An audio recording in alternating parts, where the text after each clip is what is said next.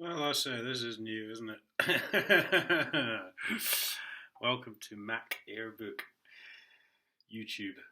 Who knows? I may even find the editing switch. I don't know these days, so I can change the videos and stuff.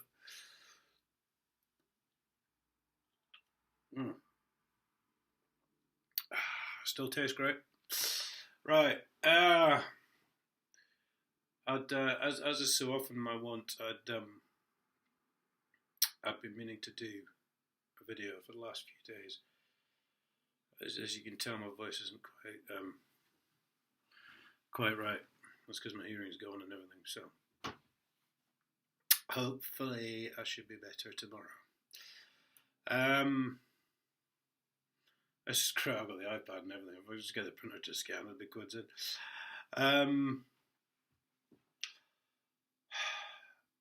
Chief Constable Simon Parr, love him. As you'll know from my last video, I received an auto reply from his email, which meant, of course, that he was lying about the fact that he'd not received any of my emails and stuff like that. That was dismissed out of hand yesterday by the police authority, whoever it is, who said my complaint was vexatious. They like that word, vexatious. To save you looking it up, incidentally, it's basically repetitive requests for the same information when you've allegedly had that information, which, as I pointed out to them this morning in an email, not one of the... I basically only asked 3 questions at the beginning, and not one of those questions going back 6 years has ever been answered. So none of my requests are vexatious still. The fact is they're just lying about stuff. So I've pointed that out to them this morning along, the fact is there's still 30 years of money missing, and still no proof has ever been provided that the council can charge for trading licences.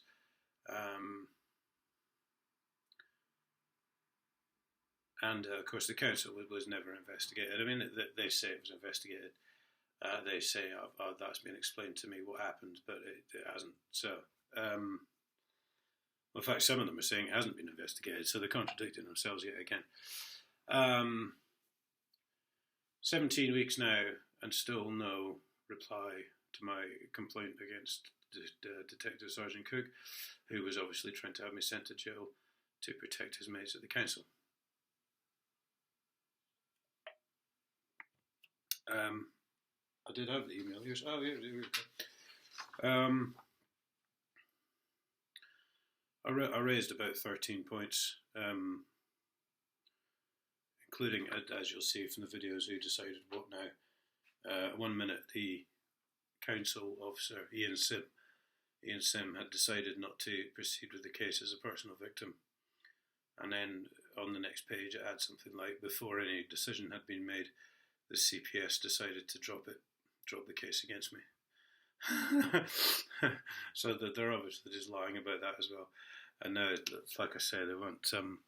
All I've had back for them from about a series of 3 emails requesting that this case is resolved is that, as I was previously informed, it has been passed to the appropriate authority to, well, they might as well say cover up, really. They said to be investigated, but as we know, nothing does get investigated, does it? Not when it's about protecting their own.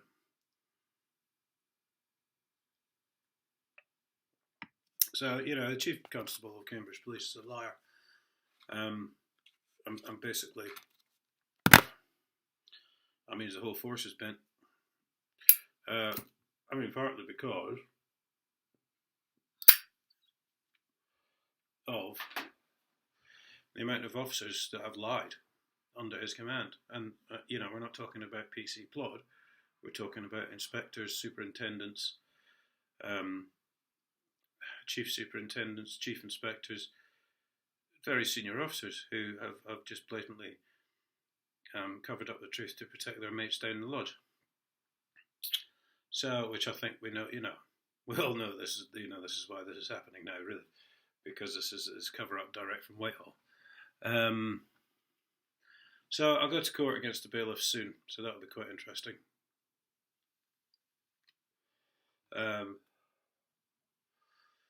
We'll see what happens when an independent judge, so to speak, gets his hands on this information.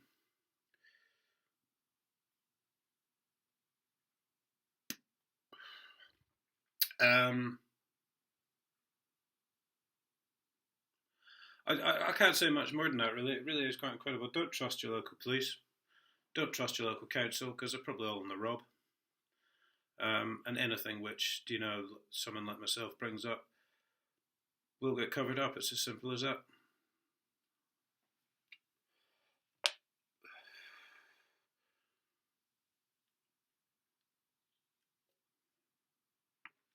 I mean, you can't say much more when these people who are supposed to be in charge are the ones committing all the crime, really.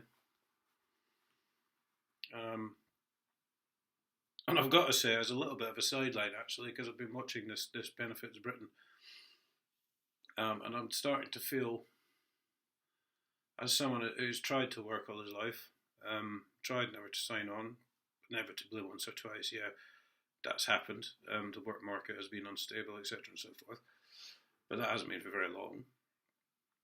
And as someone who used to absolutely slate these people as people who didn't want to work, and etc., and so forth, I'm starting to feel a decided amount of sympathy for them, to really, having seen the predicament that the system puts some of them in,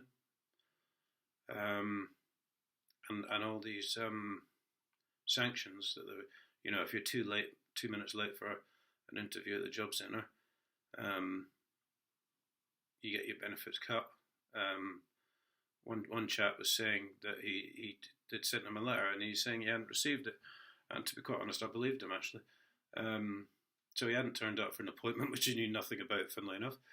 And his benefits were sanctioned. There was no them asking for an explanation. That was it. As soon as he didn't turn up,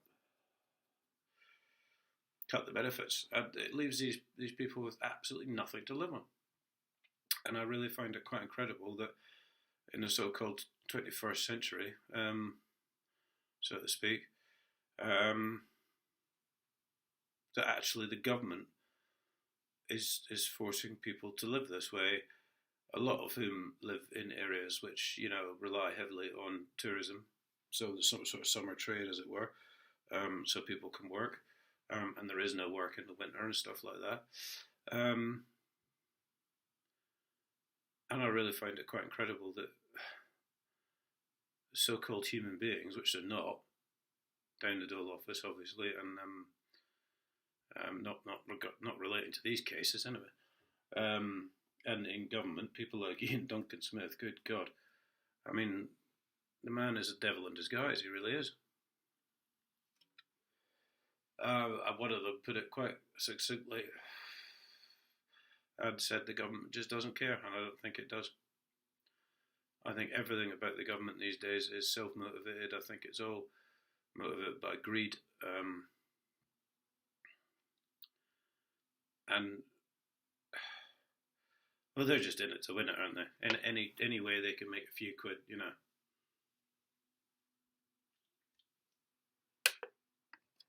And especially if it's going in someone's back pocket, as I've seen with my local authority.